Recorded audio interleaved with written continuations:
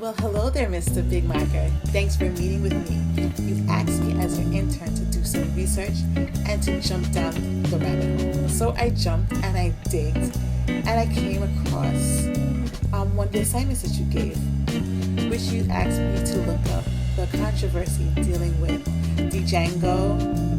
Tarantino's Django Unchanged. So let's go jump down this hole together.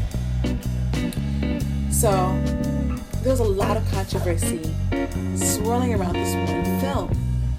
So as a good intern, I did a little background research, review of the storyline of the movie.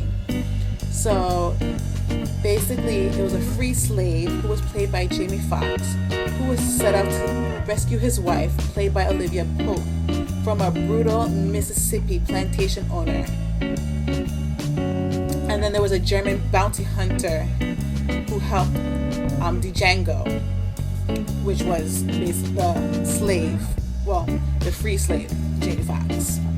So, going down the rabbit hole, I did some digging. There was plenty of controversy about this one movie, that there was basically a stack of case files that I have created going through them.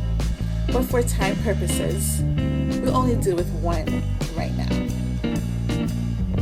Single-handedly, this film has sparked the most controversy over the past decade. From the amount of violence shown, also violence through the slavery portrayals and how the slavery was shown, to the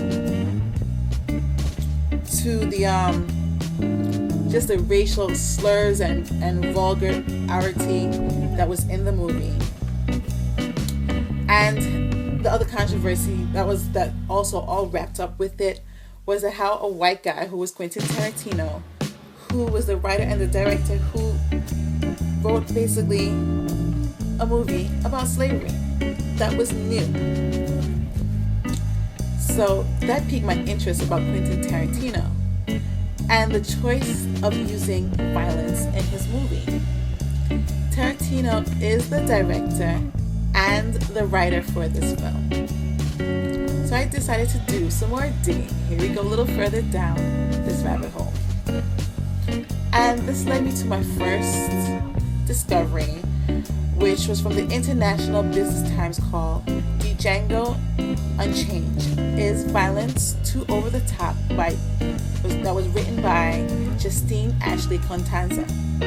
She noted that in his previous films, Pulp Fiction and Kill Bill, they were known for their level of violence. But that didn't cause controversy as such as his current film, Django Unchained. And she believed that the violence in this movie was influenced by real life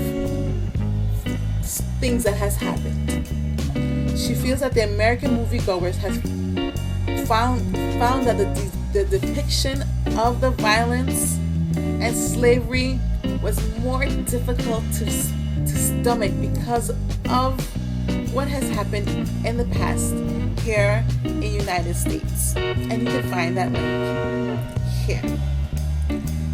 So that led me to wonder if the controversy also reached into other countries and how did they respond to it. So we're going further down into this rabbit hole once more. So again, from my digging and research, it brought me to an interesting article from the Huffington Post called Django Unchained and China. Quentin Tarantino films return to Chinese theaters. So I was like, wait, it was banned from China? As I read, it sure was. So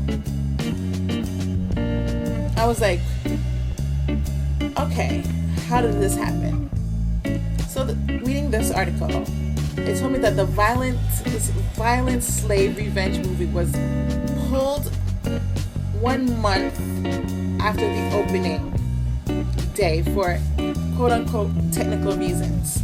and was ordered for suspension by the China Film Group Corporation. Basically, as stated in this article, Django Unchained has some violent scenes cut out and be cleared by China's rigorous censors, who generally remove violence, sex, and political edgy content and propaganda.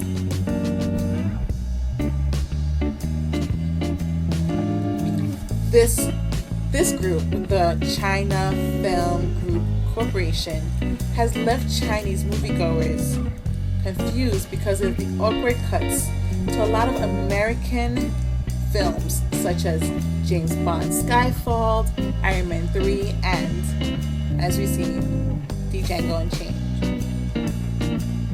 And you can find, again, this link below.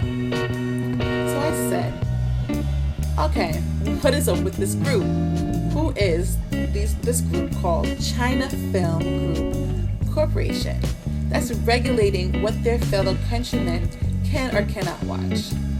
And boom, kept on digging, and I found that it led me to an article from the New York Times called "In China, Foreign Film Meets a Powerful Gatekeeper." Who is this gatekeeper, you might ask? I asked that same question too. That is the China Film Group. Well, the China Film Group Corporation has a leader called, who is their chief, and his name is Mr. Han. And I learned that it takes 15 to 30 business days for them to review the film, and at times demand changes and anything that they don't like to be cut out from their centers for China. You can find, again, this link right here below if you need to know any more information. So I was left a little confused because the previous article stated that it returned after being pulled. And then, was it ever returned is my question.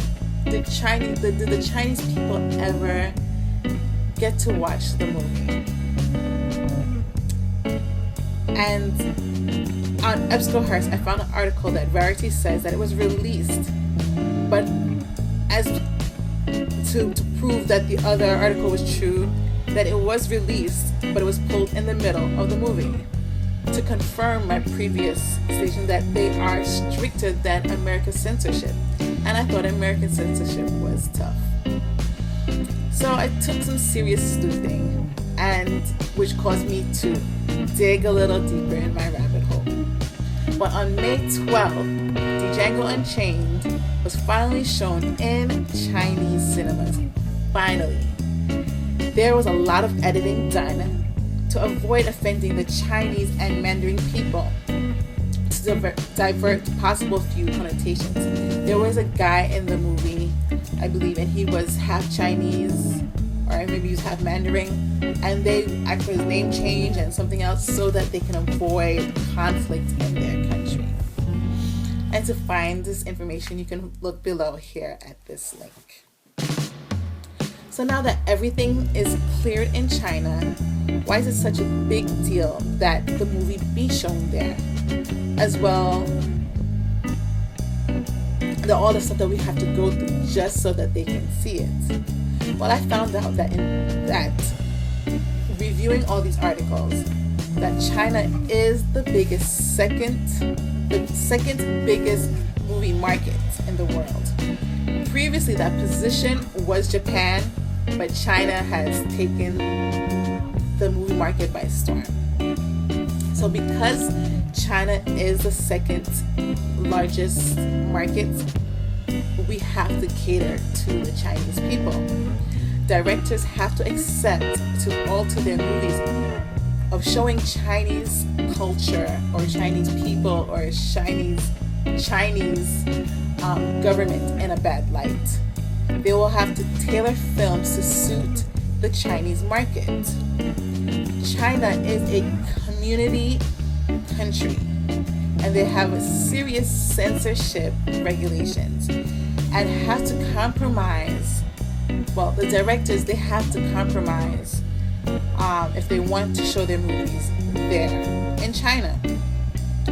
But there's one more thing that I found very interesting before I close up this meeting with you, Mr. Big Maker, that not only do the Chinese government censor sex, propaganda, violence, anything against their government, but now the new issue is that I found that the Christian filmmakers are having a problem getting their movies shown in China. They are being shunned, as well as it affects their business. And so now that is a new thing of trying to do, because even though the Chinese culture accepts all religion, they do not push or promote anything that is not of their religion. And to find that article, I have listed for you below here. And that was on Fox News article. Very interesting, and it's a good must-read, Mr. Big Maker. But to go into that leads down to many more tunnels, and you actually go through one. And so this comes to an end of our meeting, and I'm so glad that you have brought me here, and I'm looking forward to any more missions that you have sent me on and to learn more. This has been an interesting, deep digging, bunny hole dropping, and I look forward to hearing from you soon. Have a good day, and thank you.